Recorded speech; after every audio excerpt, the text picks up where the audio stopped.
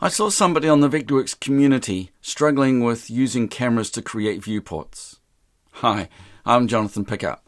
I've been using cameras to create viewports for ages. I've been teaching Vectorworks for over 30 years. When you use a camera to create a viewport in Vectorworks, you don't have to be in a 3D view. And I think that might be the issue with the user. They were activating the camera view, which was great. So now we can see it. We can set the shaded view. It's fantastic. But you actually don't have to. If we stay in a top plan view, we can select our camera. We don't have to activate the camera view. And we can go straight to View, Create Viewport. Now, because the camera is selected, Vectorworks knows that you're creating a viewport from the camera. So we're going to link our camera to our viewport. Now, the camera is actually going to be taken from the design layer and it's going to be moved into the viewport. So I'm going to create this on a new sheet layer. I'm going to call it Details or Perspectives.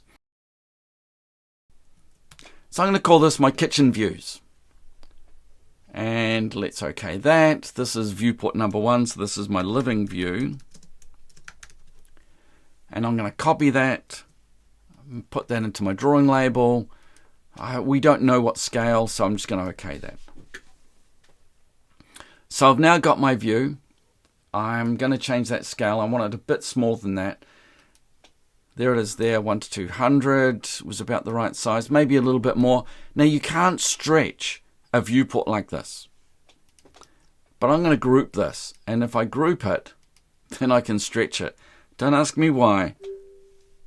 But if you group it, you can stretch it, then you can ungroup it.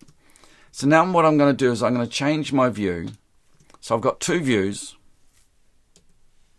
But now I'm going to copy my view. So I've duplicated the view just by dragging a copy across. So I've now got 2 identical views, but this one I want to edit. So right click, let's edit the camera, and it's going to take me back to my design layer. And here we are back in the design layer. But I find the easiest way to modify this is to change back to a top plan view. There's my camera. Now let's change I want to look at the kitchen. I want to be standing here. Now I'm going to return back to my viewport, and when I do that, I've now got my updated view.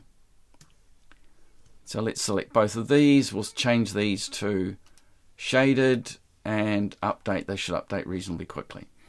So that's a great and very easy way to create your viewports from your camera and to update them. I know there's a lot of things wrong with the modeling of this file. It's because I use it for training and I've been cutting it and slicing it. But it doesn't change the principles. The principle is if you set this view up and duplicate it, all the settings go to the next view and then you just need to move the camera. Again, I'll just show you quickly. Edit the camera. Yes. Plan view. Key 0. And then just select your camera. And you can move it to a new view. And then return to the viewport and it's now got the new view. This is a technique I've used for a long time. It's a really quick way to create all the perspectives on the interior of a house.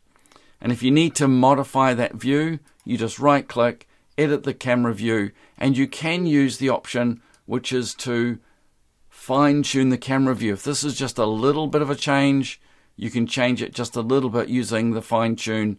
And I've made a movie on this, so if you want to check out my movie on the fine tune camera, check that out.